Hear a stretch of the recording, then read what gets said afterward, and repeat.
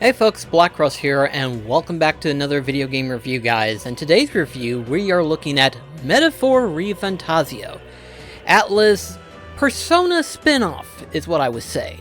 And really, in all honesty, Persona would be more accurate of the term than just a Shin Megami Tensei spin-off. Because while yes, the elements of Shin Megami Tensei are very present in this game, the more that you actually end up playing Metaphor, the more it's definitely more familiar to Persona rather than a Shin Megami Tensei title. In fact, really, aside from like maybe the spells and depending on how far you get into the game, a couple of the demons, there's not much to say about it being Shin Megami Tensei. It is actually more Persona in the terms of the execution, followed by how you use the powers and stuff like that.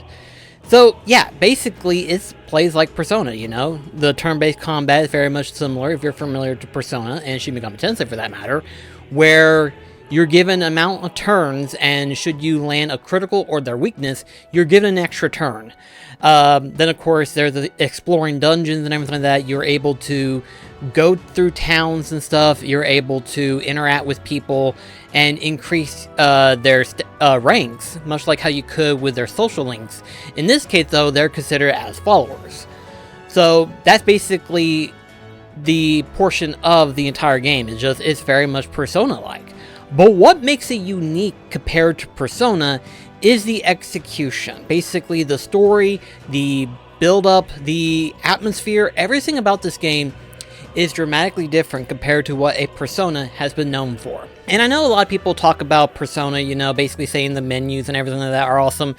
To me, personally, the menus isn't the big trade-off. The trade-off really is captivating story and creativity that is created within the world itself. And to me, that is pretty mind-blowing. It's one of those things where you start to really pick up on some of the finer details and you start to realize they really thought this through. They really thought everything about this world. They figured, okay, well, what's going to be similar? What's going to be different? What's going to be unique about it? They basically created a whole new world. And that's probably one of the best things about the fantasy genre, is that you're basically allowed to kind of create a universe outside of the normal boundaries. You know, you're allowed to create new races. You're allowed to create new political ideals. You're allowed to create a world that ordinarily people won't be able to witness, because this is, after all, a fantasy world. And I love that. I love the fact that they decided to be as creative as possible, and they took every liberty that they could to create as much as they want to. And to me, the fantasy elements are just out of this world. Absolutely amazing. I suppose before we go too far in terms of explaining the world itself, we should probably talk about the story concept. Well, the story concept is that your main character, followed by this fairy character known as Gallica, are basically on a mission. The mission is to ultimately cure the prince of this curse that is inflicted on him. And basically, the deadline is kind of unknown. You know, you're basically trying to cure the curse before the curse becomes even worse to where it will potentially kill him. It's put him into a sort of like a comatose sleep in a way, but not fatally kill him yet. And at the moment, they've trying to debate on whether or not if there is a cure for the curse, or if their only method is to kill the caster itself. And their only lead is that they have to kill a mastermind known as Luis. The interesting thing is, it goes into that story where you're basically trying to get to your contact and trying to figure out, okay, well, how are we going to get close to Luis? How are we going to kill him? So on and so forth. It kind of brushes over that because there's another story element that ends up kind of overlapping that one, and it makes it for a more, in my opinion, a more unique storytelling. And that is the fact that the late king has died. The king has died. And therefore, a new king must be put into place, you know? And at first, it is the church's sanctum, the leader of the church, per se, is supposedly supposed to take over. Then Luis comes in and claims that he should be given the right to become king. Naturally, this creates this sort of conflict to a point to where this castle that the king used to live in is raised into the sky, and underneath it, this stone plate basically has the face of the late king, and basically his magic basically claims that whoever wishes to become king will be given the status based on the favoritism of the people. Basically, if the people chooses that person to become king, that person will most likely become king. And so then evolves into this contest in which where the person who wants to become king has to basically try to win favoritism to the public. And it's like, it has this level of sword in the stone type thing, where the king died and people was fixing to wage war against each other, and the heavens broke out and basically put a sword in a stone, and for whoever pulls the sword shall become king of England. It's kind of that same concept, except way more, I guess in a way that I'm going to put it a little bit more magical, but a little bit more in depth, in my personal opinion. Basically, the king's magic is basically stated that in 3 months, people will decide on who will become king, and these candidates have to run through this tournament, if you will, this somewhat tournament, this makeshift tournament, really, that the church puts together in order to see who can become king. Now, you do have some other candidates that do play a part in the story, and these candidates are unique in my personal opinion. I love how different they are. I love how unique they are. They have different ideals. They have different mindsets. In a way, the way that they look and the way they act makes me feel like as though as if it's like One Piece, which is kind of interesting. I like it. But even more so is that you and these candidates must run in something called a gauntlet runner. This gauntlet runner is basically another hub that you're going to be using, and this gauntlet is basically going to be used as, one, your base of operation, but also, two, your way of being able to traverse into the world itself, you know. Later on, you have the ability to teleport to other towns and stuff of the nature, but you're also given the ability to kind of go through the world and explore other dungeons, other places, and stuff of the nature. I really love that, because what's interesting about that, you know, once you get to a certain location, that's basically kind of where you're at the moment.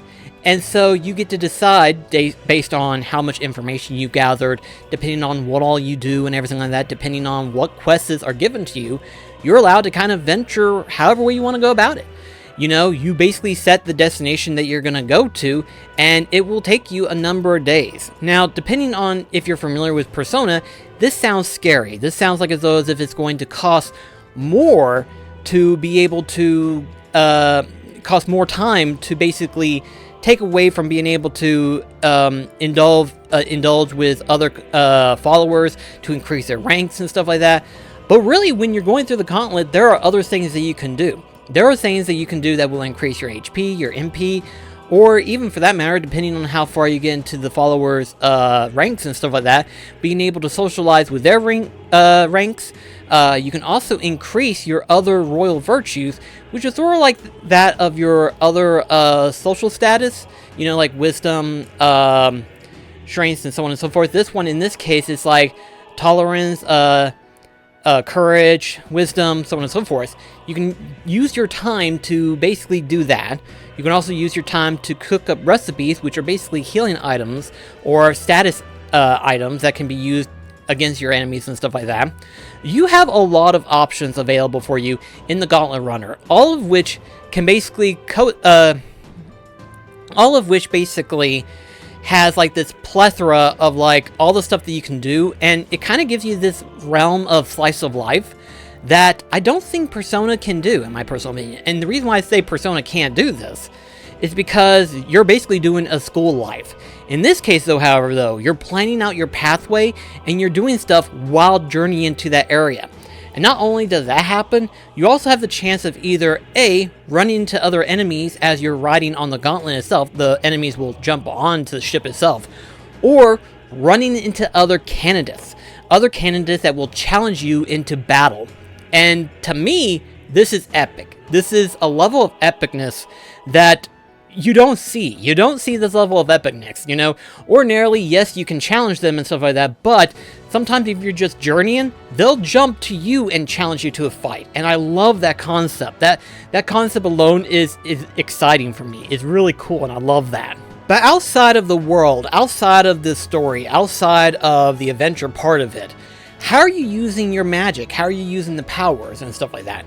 Well, as you go through the story at the start off, you unlock this new power known as archetypes. This is essentially the game's persona system. The archetypes are essentially different classes of different particular units.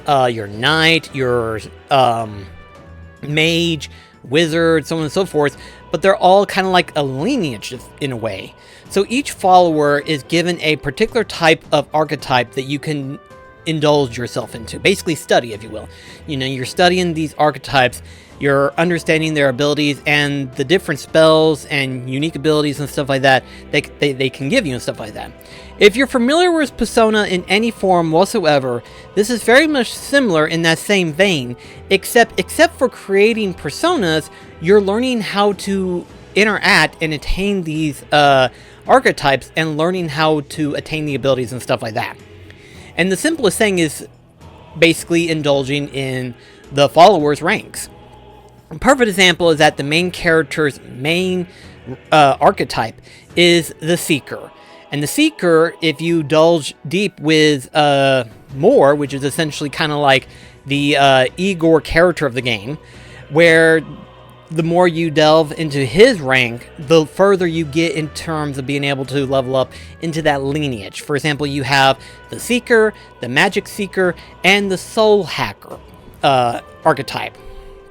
And then, of course, we have Shroll, which is the second character that you attain. If you indulge in his follower rank, his goes from the Warrior to the Sword Master to the Samurai. So each character has a archetype that you interact with, and the further you get into their ranks, the more different archetypes you'll be able to attain as you continue on. The coolest part is that all characters can learn all different archetypes. And I love that because it gives you that sense of like different level of strategy of like how far you can go with that character. And if you want that character to stay a particular class lineage, that's one thing. But if you want them to invest any time whatsoever into other classes, you can as well. Obviously, there are certain criteria that you need. One, depending on what classes is required to unlock that particular class, per se. For example, if that particular character is not exactly unlocked with, like, say, the Summoner, the only way you're going to get that Summoner unlocked is if you have either the Faker lineage or the Commander lineage or whatever other lineage that exists in the game. You have to unlock it with that character so that way they can unlock that other one as well. And then if you want to advance into that next level of archetype that lineage is connected to, you also have to level up other archetypes as well, just so that way you can unlock that specific one as well. A perfect example would be that of the Paladin or the Dark Knight for Hulkenberg. If you want to be able to use those, you have to have her go into another lineage. In her case, it's the Mage, and upgrade to the Wizard to be at level 10. Each archetype's max level is 20, and that doesn't seem like a hard reach until you realize how long it could probably take you, depending. But they're not meant to be something that you can use freely, because you don't change them in and out. It's not like how in Persona 5, for that matter, where you can change in between 8 different personas and stuff like that. No. Whatever archetype your character is currently equipped on, that's the archetype that they're going to be using in battle. Now, that's not to say you're restricted to that particular archetype's spell selection, because as you get further into that particular archetype's rank, you can actually essentially equip to up to 4 different abilities depending on how far into the ranks they are. You know, if you're far enough, you can actually equip up to 4 different passive abilities or other unique spells that you need in order to use their abilities. For example, you use the Thief class archetype, and you want to be able to have a healing element into that particular class. Well, make certain that that particular character that is studying under the Thief has already had access to the Cleric class and have a healing element. Then, as it learned that healing, you can use that into the character Thief, so long as you have the Maglar, which is your point system for learning skills and stuff like that, to where it can learn that spell, and then it can be reattached into any character that has the ability to inherit any number of abilities. So I really love this. This is probably the coolest way of like having a new system of Persona, and in a unique way. And I love the design for these archetypes. These archetypes are so cool in their design. It's absolutely insane, and I love them. I love how they look. And while I didn't platinum this game, sadly, there's a lot of small stuff that are missable. The cool thing about this game is that there is technically a new game plus, and I don't want to give out too much in terms of the in-game stuff, but the cool thing is, even if you miss certain stuff into the main playthrough of your game the first time, there's a new game plus that continues onward and carries over certain things. So say, for example, you're afraid that you're not going to be able to max out all of your archetypes and stuff like that. There's really no fear in knowing that, because your first playthrough, I just recommend just playing it normal, you know? Just coast through it, learn the whole game, learn the entire step-by-step function of what you can do, how you can do it, and stuff like that. Just enjoy the game by itself, and then in New Game Plus, you have some of the stuff that you are able to keep into New Game Plus and carry it on to the next playthrough, and then from then on out, your second playthrough will be the completion part, you know? And I love that. I love how it basically says, hey, we understand. Persona is a little bit of a complicated game, you know? There's a lot of time-sensitive stuff that you gotta keep an eye on and stuff like that. But you know what? Don't worry about that. Just play through the game normal, and then your next playthrough can be your pure trying to complete everything type thing. And I love that, you know? I can't remember if any of the Persona games has like a new game plus feature. Or if it does, I'm not familiar with that, because the only Persona game that I've ever beaten was 5, and even 5 doesn't have a new game plus feature, sadly. So to have this new game plus feature just extends the amount of time that this game is giving you. Keep in mind, my first playthrough of beating it gives me a total of 90 hours. 90 hours of gameplay just by itself. By itself, it gave me 90 hours in total.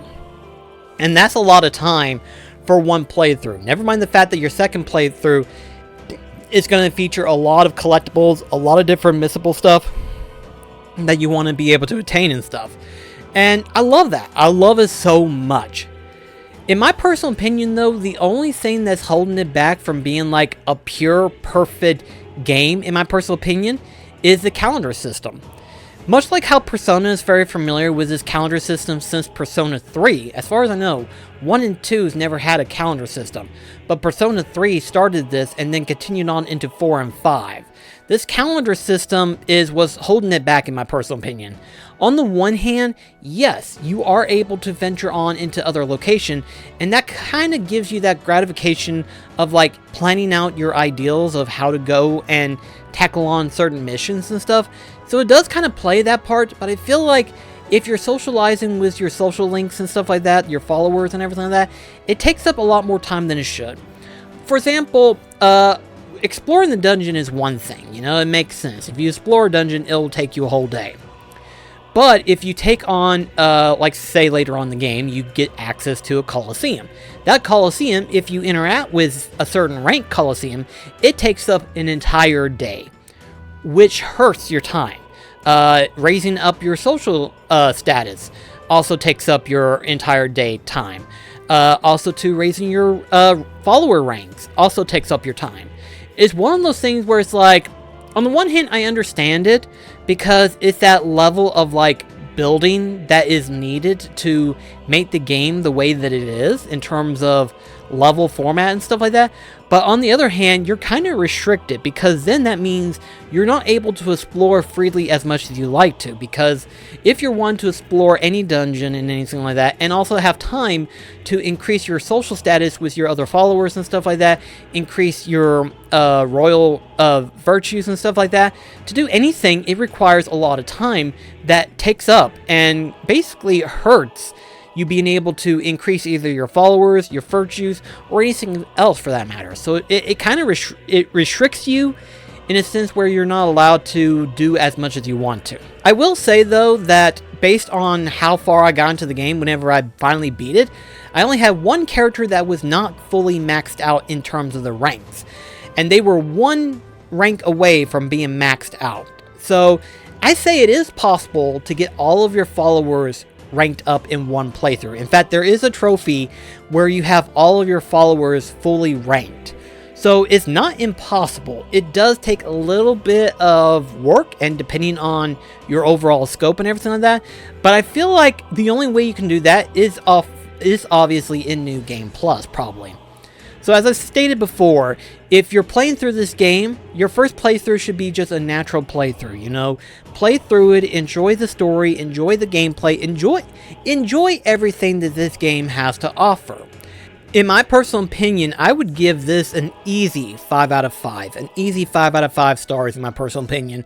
Just because of the fact that, yeah, this game is just perfect. It's absolutely wonderful. Like I said, there are going to be missables, and yes, the calendar system does kind of hold you back. But really, because of the New Game Plus feature, being able to carry stuff over and everything like that into a new playthrough, and being able to try to get them and stuff like that, I love it. I love the fact that the game basically doesn't restrict you. It just basically says, hey, play to your heart's content. And I love that. I love the message that it gives you. And to me, personally, this has been the funnest experience I've had so far this year. So, yeah, this is really cool. So, definitely check out Metaphor ReFantazio if you haven't checked that out. Because trust me, whenever I say this, this game is good. If you're a fan of RPGs, or if you're a fan of Persona for that matter, you're going to love Metaphor ReFantazio. I guarantee it. So anyway guys, thank you so much for watching, and I'll see you in the next video. This is BlackCross sign off. Catch you guys later. I'll cut you down! I'm Brawler! Is there another way? Come forth, Royal Soul! You hit their weakness! I've sworn That's oaths your of opening, knighthood. Captain! Like this! Yes! Now! Aim for the